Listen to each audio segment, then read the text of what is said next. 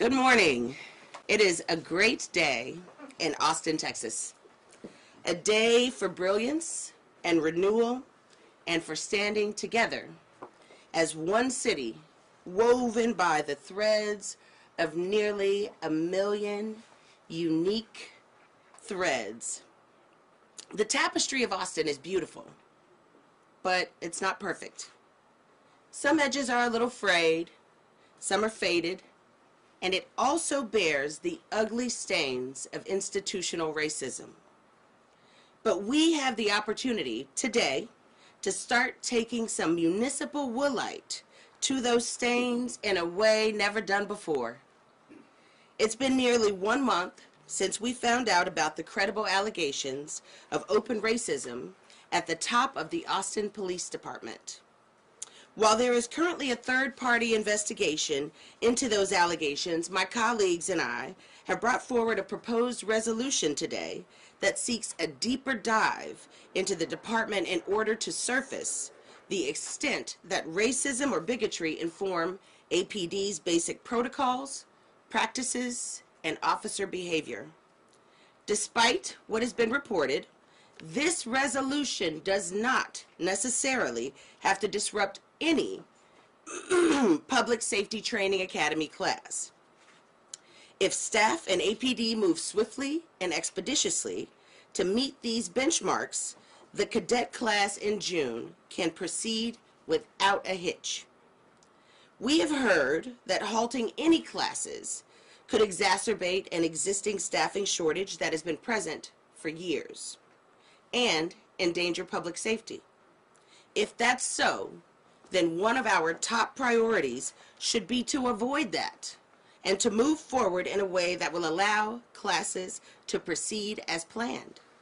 But we also need to acknowledge another threat to public safety, and that's the legacy of racism in Austin, a city where people of color are arrested and shot by police at a disproportionately higher rate than their white neighbors. I absolutely do not believe that all officers are racist. Law enforcement is a job that so many men and women perform selflessly, with integrity and honor. But as someone whose life has been dramatically rocked by both, I say with profound conviction that racism is a cancer. And even if cancer is just a patch of malignant cells among the trillions of healthy ones across your whole body, you're in mortal danger until you find it and treat it, even if you have to go through hell to do it. And if we have to go through hell, I think it's worth it. Not only for our safety, not only for the safety of our neighbors, but also the vast majority of men and women in uniform who serve and protect us each and every day with nothing but the noblest of intentions. So I look at these people behind me, my colleagues, these activists and advocates, and I see the various communities that they represent. The diversity that blends together into the spirit of one Austin, standing strong and ready for historic action. Thank you. Now I'd like to introduce Mayor Pro Tem Delia Garza. Thank you. It's not my favorite thing to do to speak after Councilmember Harper Madison because she just has an amazing way, and I am so thankful for her leadership on this and thankful for her presence on our dais, and she has continuously challenged us to have these difficult discussions so we can find answers and move forward together. I believe Austin, for the most part, is an inclusive city, but we have huge challenges, and I think for a long time we have swept those under the rug. I don't think this is necessarily an Austin problem. I think it's a problem throughout our entire country. And it's time to have those difficult discussions and talk about these things. I did want to mention the mayor did want to be in the room with us, but because of some quorum issues, he shouldn't be here, and with those of us that are as co-sponsors on this resolution. I'm just going to reiterate what I said during work session yesterday. And our city in the past has been under federal scrutiny because of discrimination in other departments. And I think it's great that we're choosing not to wait for the federal government to tell us that we need to be under a consent decree of any sort. I think it speaks to the integrity of this council saying we're not going to wait for somebody to force us into oversight. We're going to do it. We're going to do it ourselves, and we're going to get this review done because it's the right thing to do. I hope that this discussion after today is clear that there about delays in cadet classes at the February class, and I think Councilmember Harper-Madison touched on all of these things. There will be as little delay as possible as long as we can get the answers to this review done as quickly as possible, but done right. It would be a mistake to bring another class into a job without ensuring that we're doing our best at recruiting a diverse pool of students and that they'll receive the best, most advanced, and inclusive training at the academy. And we can do something about that today. I understand that some people are concerned about delays and that it could be costly, but I believe the cost of discrimination continuing to fester in any department in Austin is much higher. Everyone in Austin deserves to know that their public safety officers are protecting them and serving them all equally. And now Councilmember Flanagan will say a few words. Thank you, Mayor Pro Tem. Thank you, Councilmember Harper-Madison, for including me in this work. I'm Jimmy Flanagan, City Council Member for District 6 in far northwest Austin. You know, my district has a very different relationship with the police department than other parts of town. And as I said on Tuesday, that relationship for my constituents tends to be one of deep trust. But it is also a relationship that seeks to end white supremacy and racism and discrimination wherever it exists. To end those things because we have a trust relationship with the department, not despite it.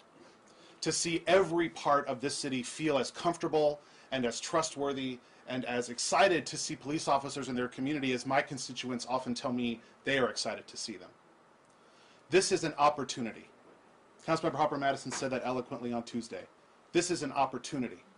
To hear the police association and the lesbian and gay peace officers and the black officers come together and acknowledge that these are problems in our department. These are problems that are systemic, that are structural, but are not a reflection of every officer in the department. This is something that we are fixing for the future of our city.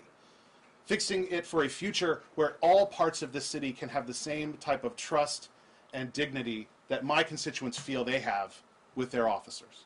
That's why I'm so proud to be a part of this, why my district is so proud to be a part of it, why many of my constituents here are joining me for this press conference, because it is important that as we move forward with a growing city and a growing department, that we're doing it in a way that is building that relationship across our entire community. And I know that if any city can do it, it's Austin. I want to bring up Pastor Clark from the Greater Mount Zion Church. Thank you. Again, Galen Clark, Greater Mount Zion Church.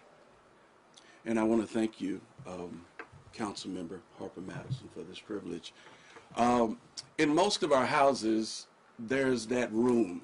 There's a junk room, and it's not clean, it's not organized, and when people come over, whether family members or friends, we close the door because we don't want anybody to see what's in there.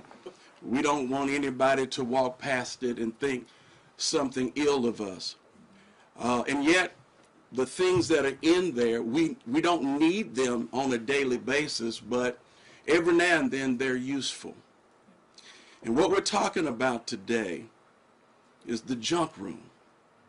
We're talking about that unorganized room, that unclean room that is not characteristic of the whole house, but it's there because every now and then a few people find it useful. In our homes, we close that door, but the truth is that the Austin Police Department has a door that has been wide open for years. And we see it. We are aware of it. We know what's in there. And what we're saying is, let's clean this room. We've been talking about it for a long time. Many of us have been saying the right things. There is goodwill on behalf of most of us. And so now let's clean this room. Austin is a great city. It is looked upon by many in our nation for its emphasis on music and the arts and being weird. That's a good thing. Let's move beyond that. And let's make sure Austin works. And it works for our police officers in terms of career advancement. It works for our citizens in terms of equitable policing, community policing. We have an opportunity, I agree with our council members, we have an opportunity to set the pace for what other cities do. But we've got to clean that room, and others will follow. Council Member Harper Madison. All right, and with that, I will take a couple of questions. But as you all know, it's a council day. We got to get to work. So, I know you mentioned you didn't want to disrupt the classes too much, but if the resolution was passed, how long could the delay be for the cadet class? so there are 3 classes that are slated to take place in 2020: a February class, a June class, and an October class. This action, if it passes today, will not at all affect the February class and not at all affect the fall class. The only class that could potentially be affected is the June class. The police association has said, they're already short about 171 officers, and they also said, why let the actions of one affect the entire department? What's your response to that? I would say it's so much deeper than one, right? What's being implied by the investigation is that more people than should have knew what had transpired prior to it coming to this building and us finding out about it. And if that's the case, then I liken it to, you got a bad batch of spinach. If people are getting sick from E. coli from the spinach, you don't keep feeding people the spinach. Mm-hmm. You stop eating the spinach until you figure out where the rot exists. Public Safety Commissioners on Monday expressed concern that the city manager's investigation, according to the contract that was set up for that, is really set up to protect the city from lawsuits, that it doesn't, through the contract, it does not seem like an independent investigation. I'm curious to get your response to that, and then also my follow-up is this additional investigation in response to that the city manager's work doesn't go far enough? I'm sorry, could you repeat that? The door was open. I had a little... Sure. So Public Safety Commissioners on Monday expressed dismay with the city manager's investigation. They read the contract and they basically said that they felt it was a contract to defend the city against lawsuits and to protect the city, and they didn't see it as an independent investigation. So I'm curious to get your response to that, and also curious if this additional work is because you feel like the city manager's investigation will not go far enough. So respectfully, I don't share that concern. I respect the work that our city attorneys do. I think what you're implying is there was a commissioner who made reference to this independent investigator having to report to our city attorney. I wholeheartedly respect their honor and integrity and, their professional integrity, frankly. So I don't share that concern, respectfully. As an addition, the additional investigation, in my mind's eye, seeks to, so it's two-pronged. So one, we're taking a look at allegations against a single individual, but that will definitely inspire a continued investigation about all the individuals potentially involved. And so it's a continuation of the first, but broader. And with that, we really do have to get going. Thank you all for coming out this morning.